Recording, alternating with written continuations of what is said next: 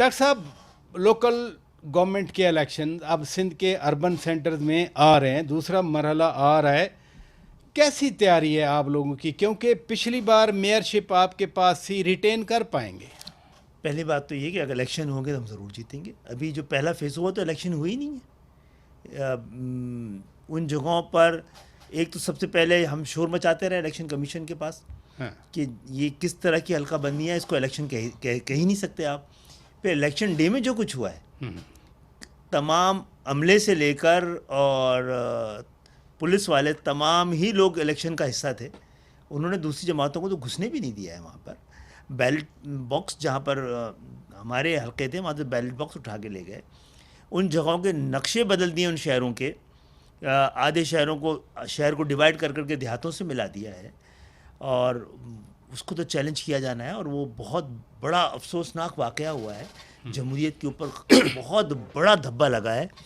اور اس میں بھی ہم چلے گئے الیکشن کمیشن کو. وہ خود پریشان ہو گئے کہ جو جہاں سے ہم جیتتے ہیں وہاں پر یو سی 90,000 پہ ہے، جہاں پر ہم نہیں ہیں وہاں پر 25,000 ہزار اور 18,000 سے لے کے 30,000 ہے. لیکن آبادی کا فرق بھی تو ہے نا. مثلا کراچی میں، کراچی کو تو بتا رہا ہوں، کراچی کا ہی بتا رہا ہوں. کراچی کے کچھ علاقوں میں 15,000 سے لے کے 30,000 تک کی ہیں، اور کچھ علاقوں میں 80,000 سے لے کے 90,000 کی ہیں. یعنی جو ہماری ایک کانسٹیچوئنسی جو ہوگی دوسروں کی جو ہے اس میں 4 ہوں گی. تو آپ نے تو الیکشن بالکل تبدیل کر دیا ہے. اچھا 10% کا فرق جو ہے وہ قابل قبول نہیں، اجازت ہے، اس کی اجازت ہے. 10% کی اجازت ہے. ٹھیک ہے، یہ تو 200% کا فرق ہے. اگر اس پہ زبردستی الیکشن کرانے ہیں تو وہ الیکشن نہیں ہوں گے. اور ایم کیو ایم اگر اسی طرح کے الیکشن کرایا گیا تو ایم کیو ایم اس حوالے سے احتجاج کا حق رکھتی ہے.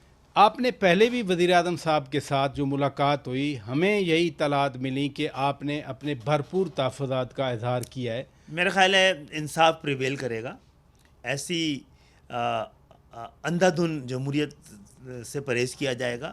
اس طرح کے الیکشن سے جو الیکشن کرانے کے قابل ہی نہیں ہے اس سے گریز کیا جائے گا. اس سے بہت خراب نتائج آئیں گے، اس سے بہت زیادہ افراتفری، اس سے بہت زیادہ غم و غصہ پیدا ہوگا. وسیم اختر صاحب نے جو رد عمل دیا وہ تو محتاط تو تھا لیکن بڑا کلیئر تھا. انہوں نے کہا کہ ہم کوئی پھر فیصلہ کرنے کا حق رکھتے ہیں. کس طرح کے فیصلے کی وہ بات کر ہر رہے طرح کے فیصلے کی جناب. اگر آپ یہ بتائیں کہ اگر عدالتوں سے اور الیکشن کمیشن سے انصاف جہاں سے حاصل کیا جاتا ہے وہاں سے ملے ہی نہ، بات کی ہی نہ جائے، تو پھر آپ ووٹ فیصلہ نہ کر پا رہا ہو تو روڈ فیصلہ کرتی ہے پھر.